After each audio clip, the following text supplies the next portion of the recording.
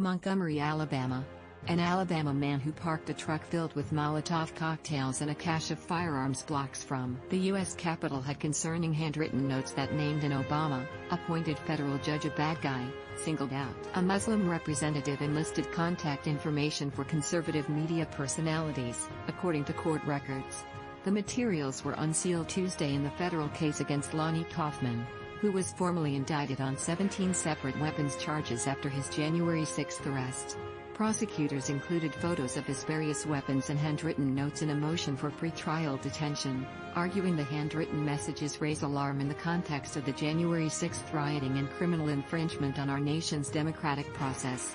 Kaufman, 70, was arrested on January 6 in the aftermath of a chaotic pro-Trump rally that descended into a riot and deadly insurrection inside the halls of Congress. Capitol Police, what we know about the two officers suspended, more investigated in D.C. riots. The Molotov cocktail components were created so as to be particularly lethal, with a napalm substance inside that would stick to the target and continue to burn, prosecutors wrote in a detention motion. The defendant had hundreds of rounds of ammunition, each of which could cost a human life. The pickup truck was parked in close proximity to the U.S. Capitol building.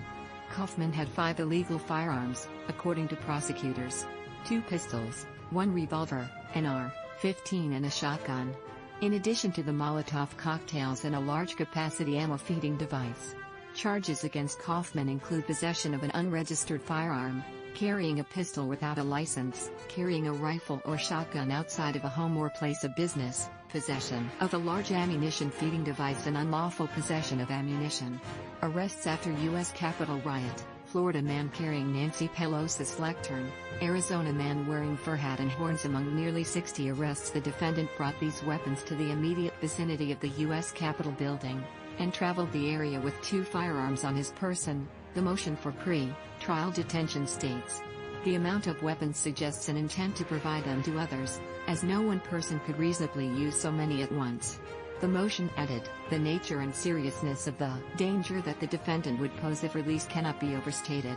Kaufman was not charged with illegally entering a federal building or civil disorder, as others arrested in January 6 and accused of participating directly in the riot inside the Capitol have been. Kaufman's attorney, a D.C. public defender, has not returned requests for comment sent via phone and email. Additional attempts to reach the Kaufman family have been unsuccessful. In addition to handwritten notes labeling conservative and right-wing media personalities good guys and a good girl, Kaufman scrawled a quote attributed to President Abraham Lincoln: "We the people are the rightful masters of both the Congress and the courts, not to overthrow the Constitution but to overthrow the men who pervert the Constitution." The Lincoln quote comes from a speech Lincoln gave in Cincinnati, Ohio on September 17, 1859, on behalf of Republican candidates, and was not a call for violent insurrection. Sedition and insurrection, Joint Chiefs of Staff remind troops of oath. Lincoln criticized his longtime rival, Democratic Illinois Senator Stephen Douglas, for saying that he did not care if slavery was voted up or down. Lincoln also attacked Douglas for his oft-stated belief that the Declaration of Independence's guarantees of freedom did not include black men.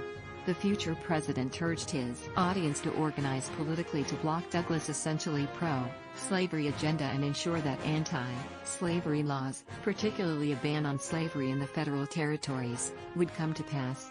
Police said they found Kaufman's truck, parked on a block behind the Cannon House office building in the Library of Congress, in a bomb squad sweep related to a separate pipe bomb scare in the area.